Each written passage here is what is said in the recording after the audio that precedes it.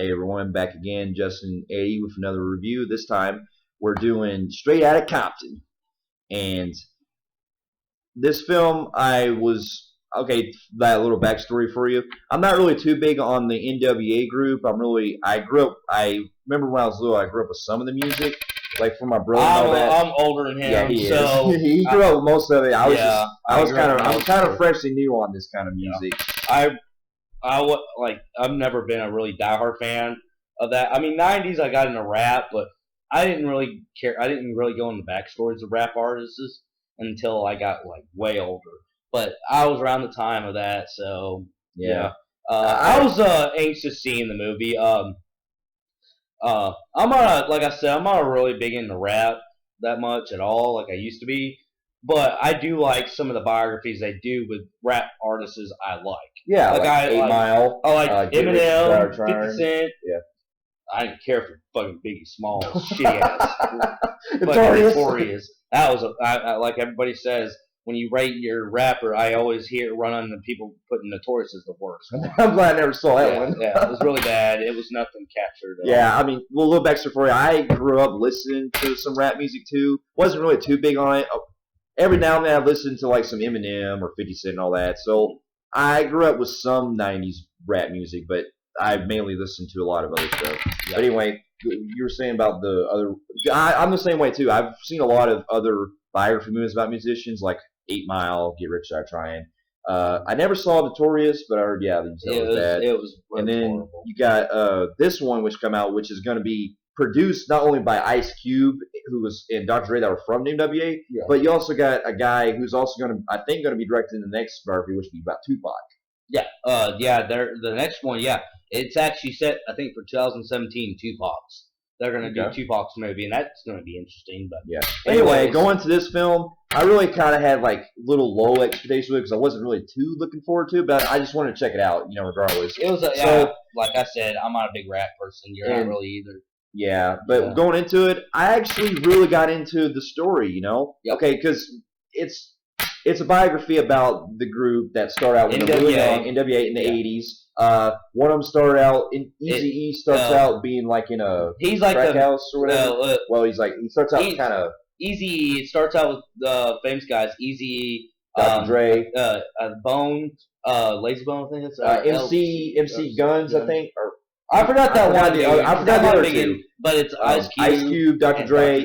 It's mainly Ice Cube, Dr. Dre, and Eazy-E. But the other two guys are still part of it too. The other guy, I think, is the guy that's part of Bones. I don't know. I don't have to look it up. You guys that's probably watch this know more about the band, the group than I do. But anyways, this movie did. I'm glad it captured everything about their lives. They actually capture everything in this. They even talk about. In scenes where Ice Cube gets up and they start talking about, hey man, I've seen you in Boys in the Hood. They bring up the movies. Yeah, they even show a part where he's writing Friday, and he goes, "You got knocked the fuck out." Yeah, that's pretty cool. Yeah. So that's what got me too. I really love what they were diving into their personal lives and everything because as they form their group, they start to have kind of getting everything started. Yeah, these are just. But also before they get into the band, they go through a lot of hard times too. Like they're getting brutalized by the fucking cops. Which later inspires the Rodney King brutality and all that. Yeah, and so you get to see a lot of the corruption that goes on with the cops, the LA riots. The LA cops were known for being crooked. They were really bad in the 80s, 90s. Yeah. They were always on TV. And you see problems that go on with Dr. Dre and his family, and you see Ice Cube kind of like basically pretty much they are with a lot of rap artists is they start out with poverty. They're poor. They live in the rough part of LA, and then they want them to be rap artists. Right. They want to create something. They get recruited by Paul Giamatti. Paul Giamatti, who plays Jerry Heller, the real life manager of the group, and he takes them in under his wing. And these guys really become bigger than they expect them to be. They become writing about how the fucking corruption goes on, all that shit, which gets them as their lyrics go on, as the music goes on, they start to realize that. That not only causes problems for the public, but also it does good things and bad things for them. It's good that they get their, everybody wants to join them and all that shit at the same time. Let me go into this detail because about rap. What captures me about NWA and this is a good thing, is I look at rap artists these days, and a lot of the rap artists that sing or they rap about real shit, a lot of it's really false. They make a lot of shit up. NWA, actually, why people respect them so much is they rap about everyday life. Because they actually what they go through. Yeah, they went through. Which about 90% of the rappers don't go through. And their shit rappers nowadays, all they fucking talk about is shit they say metaphorically, which never fucking happens. Yeah. I'm sorry, but the shit they rapped about in that's why old school rap work better because they're actually talking about real life shit. Yeah. NWA, that's why a lot of people like them because I mean I like the shit they talk about because you can feel what they went through. Because, like you said, like we were just saying, 95, 98% of rappers now are all bullshit. They are. They're about they listen to NWA, and then they'll rap the same shit, but themselves never went through all that. No, they just pretty much said, you know what? Oh, NWA been through, I've been through it all. Yeah. So, and then they rap about killing and murdering people daily, and they don't fucking do any of that. It's all fucking publicity for them. That's all it is. And then so. They get recruited by Paul Giamatti, who does a really good fucking job. He really was wonderful in this movie. He was. I didn't expect anything worse about it. No, I know. It was great seeing him being like kind of the, it gave the movie a lot of heart to it. Which, by the way, Paul Giamatti, he gets them recruited. He's the manager, but he gets them to a bigger group. This is where they take off. So they're liked they're getting liked at all their concerts. Then one guy captures them and says, yeah, I'd like to sign him on a bigger record deal. So this is when they go mainstream. The same group that signed California Raisins, if you guys remember that back in the 80s. I heard about it. I just never watched it. You've never seen them? Okay, they're classics from around the Michael Jackson era, around the 80s mainly. Well, anyways, they went gold and platinum for what they used to do. They're the same people that signed NWA to start them out. So, yeah, like you said, they build up the story. They get, more famous. But I'm not going to try to go into any detail in this movie. Yeah, we're going to keep this a little shorter than our previous reviews. But what we can say overall is that the film really dives into their personal lives a lot good. But also, when they actually rise to fame, they do start to fall apart too. Because before we talk about the falling apart, because there's a lot of this that happens before the falling apart. I was actually blown away because this didn't. Thank God this movie didn't post a lot of trailers, and that's why I respect about Straight Outta Compton. They didn't because we actually get a surprise by so many rap artists in this movie. We got Tupac. Snoop Dogg, Bone Thugs and Harmony. Bone Thugs. Yeah, I mean they had like a small stint where they were mentioned, but and later stuff that would eventually come into play. Too. I guess in the credits you get Eminem. He kind of does 50 Cent, and all them. The credits. But also, what's cool about this one too is that these guys, even though they go through a lot of shit and they're having to write lyrics that are very true to their lives. These guys are very subtle about it too because they enjoy all the fame they do because they're really just trying to be regular rap artists. I actually like how they captured the real life events that went around them that doesn't have to do with rap.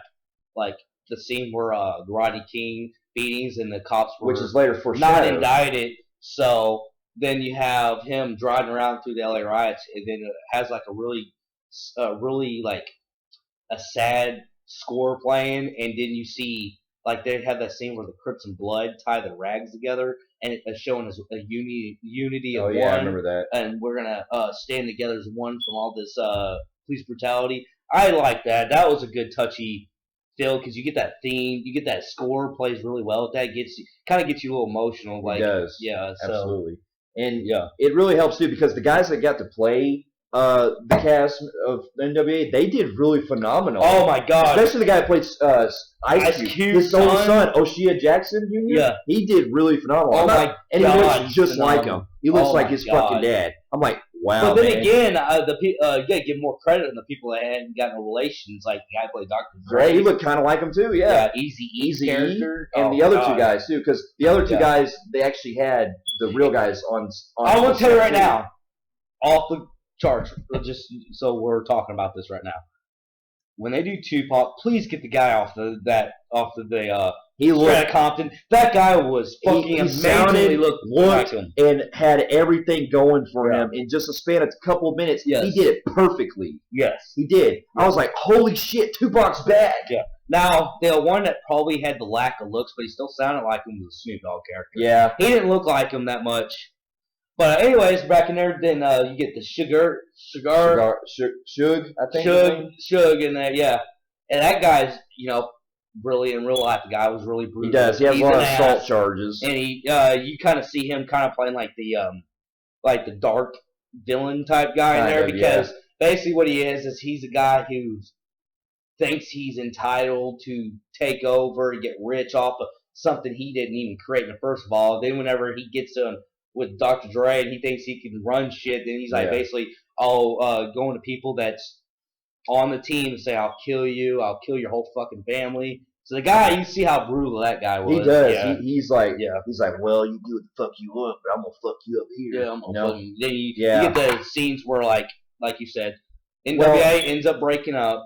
Wasn't he not to cut out, but wasn't he also the guy that sent one of his guys after Paul Giamatti's house? Yeah, in that scene where where he was gonna fuck. He was warning him. It's like I like your house, man. It's like do you want to keep it? You want to keep it? Yeah. Or you want? All right, just go. I'll burn it down. Yeah, yeah. So yeah. Well, anyways, then as everybody knows the story, they break up.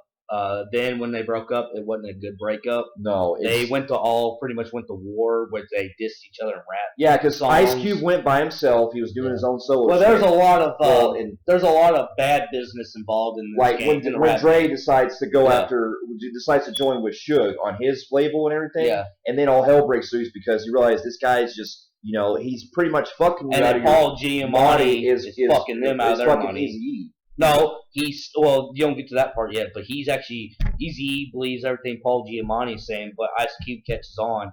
But then Eazy-E's like, man, fuck you, that guy's gonna get me rich. Yeah. Which Paul Giamatti's character's name is Jerry in this movie, and basically he's like, fuck you, Dre, and fuck you, Ice Cube. Jerry's doing me right. I'm gonna get rich off their bucks. You ain't making me shit. Yeah. So they pretty much, you got a lot of this tension between each other.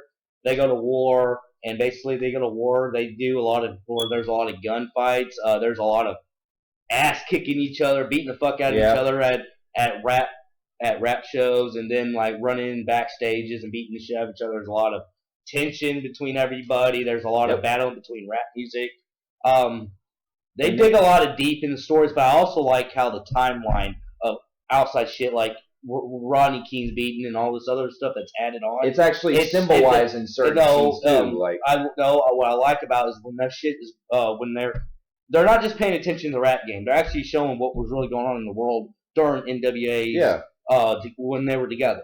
So they're paying attention to other. So they actually take their time with the actual timeline because the timeline's good. Most time when you do a movie based on a true story, they kind of really rush those kind of scenes to get back to the main focus, which is the rap. Right. This one they actually take their time. It's like, okay, we're going from a year point, which spends about 20 so minutes, then to another year point, which is about 20 minutes. So let's dig into a lot of scenes like that. And what I was afraid about Straight Outta Compton that I thought they were going to do, but they ended up not doing. I'm glad.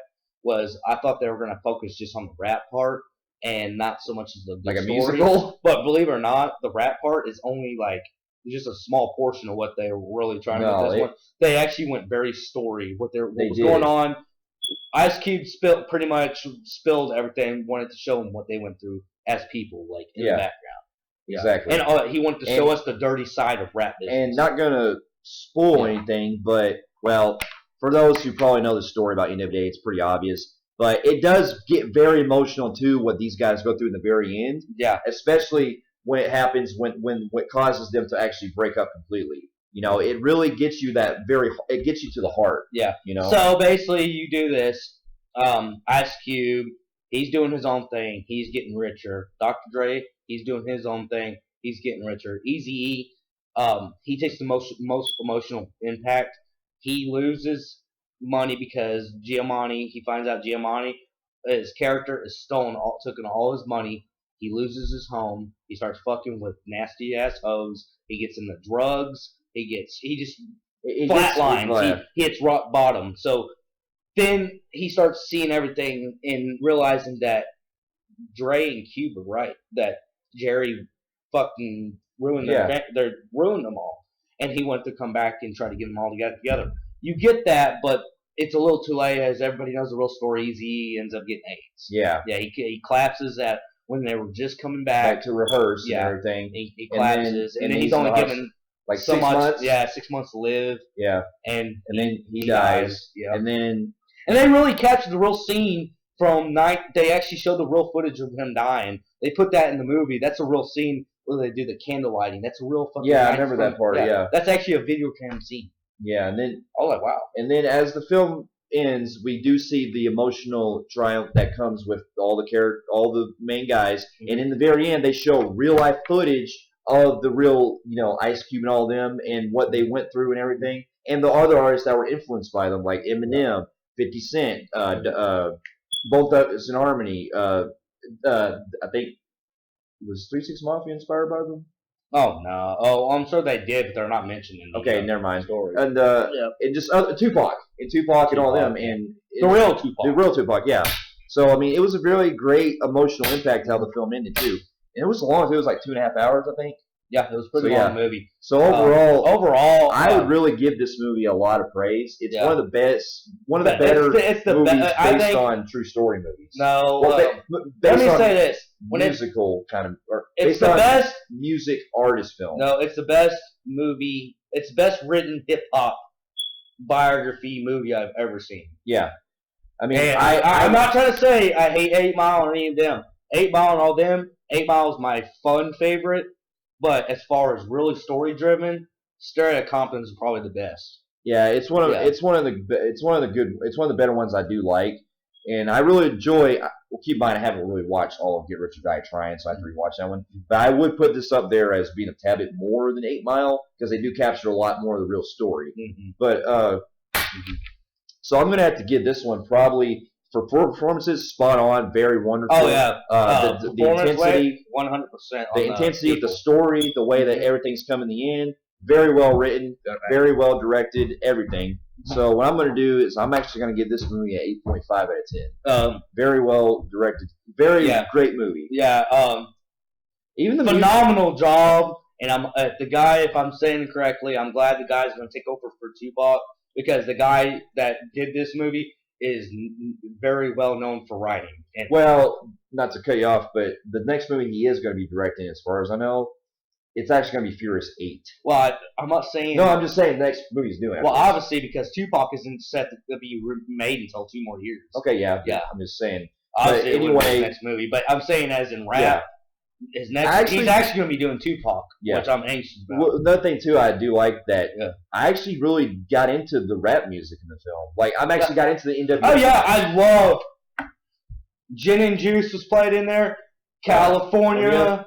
Fucking, I'm gonna kill me. You know that? Yeah, I know that one. What was that? They play all the classics. Even the one Fuck like the Police.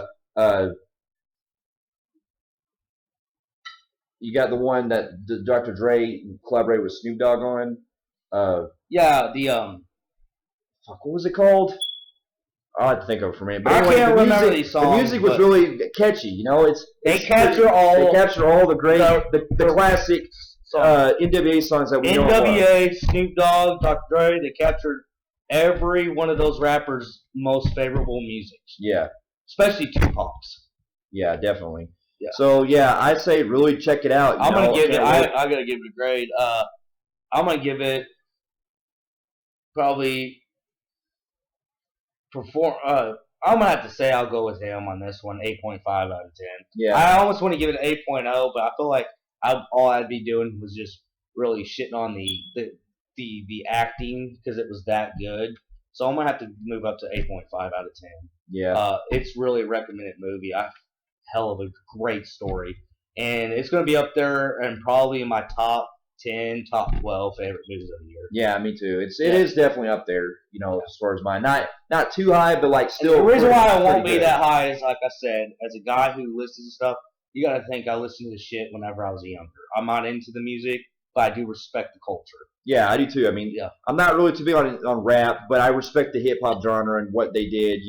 Not too big on the newer stuff we have nowadays, but the older stuff, I really have a lot of respect. I'm sorry, the new shit just killed. No. I'm sorry for all you people who like rap. I'm sorry, this new shit. Lil Wayne, all them, they really killed what. And no, that's not me being biased because I like original rap. I'm just saying, in general, the stuff they have nowadays is very just, no. It's the same shit. It's the same shit, They have no meaning to them. Rapping about food, rapping about money you don't have, rapping about fucking killing people, which you don't do. I mean, that's what they mainly do now. Well, Dad, it's really just not my taste. I'm not really into rap music myself. Either. I mean, I'll listen to it every now and then, but I'm just really into other genres like rock and metal. If I get into rap, if it's anything rap I want to listen to, it's going to be probably from the 90s. Yeah, me too. There's some good hip hop I can listen to every now and then. Maybe early 2000s, but it's not going to be after. Same here. After probably 2001, 2002, I'm not going any further than that. Yeah. But anyway, that's our final thoughts. We'll be doing another review here soon. So until then, hope everyone enjoys the rest of the week, and we'll be back tomorrow. See ya.